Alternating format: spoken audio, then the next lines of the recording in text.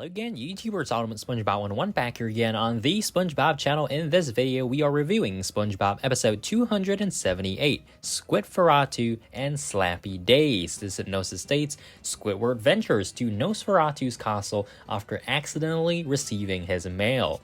Also, Nosferatu's minion Slappy kills some time around Bikini Bottom. Let's dive right in. Starting off with Squidferatu, which is over 14 minutes long in duration. I thought the idea of having Squidward be dragged along for an adventure with SpongeBob far away from Bikini Bottom was pretty great in and of itself. However, there is also the spooky theme that the writers tried to frame the episode around, so that's something to take into account. It begins in a fairly standard manner, with Squidward once again receiving mail addressed to Nosferatu and throwing it away, only for SpongeBob to insist that the mail must be delivered to its rightful owner. Why Squidward is the recipient of all of Nosferatu's mail is never explained in the episode, but one theory I could propose is that the mailman intentionally dumps Nosferatu's mail at Squidward's house because 1. He hates Squidward, wants to burden him with it, and 2. He's too afraid to go and deliver the mail to Nosferatu.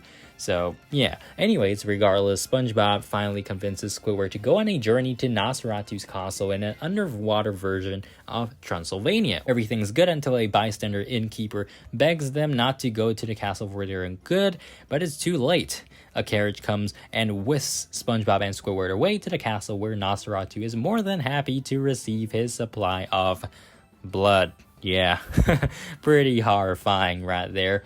Slappy is revealed to be Nosferatu's butler, and throughout the episode, he and SpongeBob have laughing fits and at certain times impersonate each other. Just as Squidward tries to leave, a rainstorm begins, and Squidward and SpongeBob are invited to stay for dinner. Dinner ain't great, but there's a really fun part where SpongeBob acts as a cowboy with the hot sauce, but their time fooling around ends when they mess up the dinner table. We then get to the part where SpongeBob and Squidward share a room and are about to go to bed. This is where Nosferatu wants to sneak through the painting and suck their blood like a vampire would. So, I mean, who would have not expected this, right? But SpongeBob interrupts the process by getting up and doing something random like brushing his teeth. Eventually, Nosferatu is caught in the act, and SpongeBob and Squidward frantically attempt to escape the castle. So a chase ensues, and we see things like mummies, Frankenstein's gorilla, and other monsters before SpongeBob and Squidward end up in the crypt, confronted by both Slappy and Nosferatu. So Nosferatu gives Squidward a wrongly delivered package, which coincidentally turns out to be garlic, which is supposed to ward off vampires. The lights then begin to flicker on and off, and shocks all of them. The episode ends revealing that the person behind the light switch is none other than... No, it's not Nosferatu, it's the Phantom of the Opera. A really random way to end the episode. So plot gets 7 out of 10. I did like the progression of the episode leading up to the inevitable scary climax, but not only did Nosferatu not suck their blood or eat them anyway, they sort of made up in the end, and it was like a complete 180, right? Nosferatu, I guess, wasn't supposed to be a villain anyway, so this ending does make sense in that perspective, but still, kind of a weird way to suddenly U-turn there. Animation gets 8 out of 10. I'm not really a fan of anything spooky or horror related, but I must say that they did a really good job at designing the world used in this episode, from the underwater Transylvania to the castle interior, and of course the new creepy characters. I did like the flickering lights nod to Graveyard Shift as well. Unique characteristics gets 8 out of 10. The writers definitely tried something different in terms of the setting and sprinkled plenty of horror themed stuff throughout the episode. I guess it worked out given the context. Also, it was nice seeing Nosferatu get an episode focused on him, so that means Squidferatu gets 23 out of 30 from me. We then move on to Slappy Daze, which is the shorter of the two segments, and I'm not exactly a fan of it. I'd say Slappy is another character that falls into my dislike list just because of his demeanor and purpose as a whole. The episode begins at sundown, which is time for Slappy to actually wake up. So Nosferatu's castle is portrayed as being much closer to Bikini Bottom in this segment. Pretty yucky wake-up routine, but anyways, Slappy discovers that his master, Nosferatu, has caught a cold, and that's resulting in Nosferatu transforming into a bat whenever he sneezes. So being a good butler, Slappy takes Nosferatu to see Dr. Calamari for treatment. However, Nosferatu doesn't want to get treated by Dr. Calamari and instead hypnotizes the latter, getting Calamari to bring him blood samples and cookies. So that's pretty dark stuff right there. So Slappy leaves Nosferatu in Calamari's care and heads into Bikini Bottom, with his first stop being the arcade, where he starts prancing on the arcade machine and splitting into different parts. That was also quite disturbing.